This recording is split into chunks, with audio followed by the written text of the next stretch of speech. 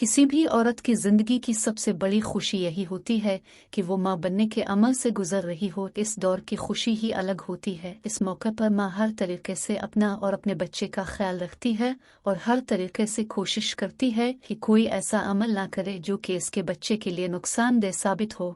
मगर माएँ बाज़ औक़ात नादानिस्तगी में भी कुछ ऐसी आदत अपना लेती हैं जो कि इसके बच्चे पर इंतहाई बारे असरात मुरतब करती हैं। वो आदत क्या हैं जो बच्चों के लिए नुकसानदेह साबित हो सकती हैं? आइए आपको बताते हैं।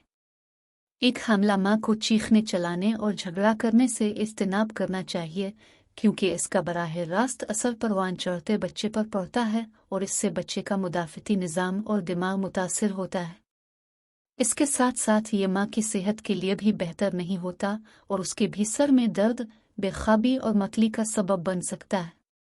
इसलिए हमला माँ को चाहिए कि वो ऐसी किसी भी सूरत हाल में झगड़ने से बचने की कोशिश करे। ये मुशाहिदा किया गया है कि जो माएँ हमला हालत में बहुत ज़्यादा मीठी अशिया का इस्तेमाल करती हैं तो इससे पैदा होने वाले बच्चे के सीखने और याद करने के अमल पर बराह रास्त असर पड़ता है और आइंदा आने वाली ज़िंदगी में बच्चे की याददाश्त मुतासिर हो सकती है। इसलिए हमला माओं को कोशिश करनी चाहिए कि वो हद से ज़्यादा मीठी अशिया ना खाएं। अगर ज़्यादा मीठा खाने को दिल चाहे तो मसनूई मीठे की बजाय ताज़ा फलों का इस्तेमाल करना चाहिए। इसके साथ सोडे वाले मशरूबात से भी परहेज़ करना चाहिए। हालन हमल में जबकि हार्मोन्स के निज़ाम में तब्दीली वाक़ई हो रही होती है, इसकी वजह से हामला माँ के मोड में आतार चढ़ाव देखने में आता है, जो कि माँ के मेटाबॉलिज्म में तब्दीली का बायस बनता है और ये बच्चे के ऊपर भी असरअंदाज होते हैं।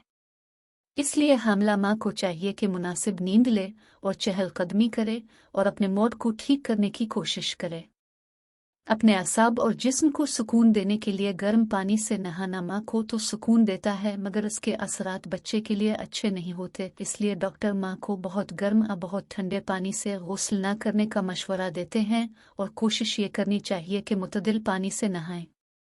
इसके अलावा डॉक्टर के मशवरे से कुछ वक्त के लिए नीम गर्म पानी से नहाया जा सकता है।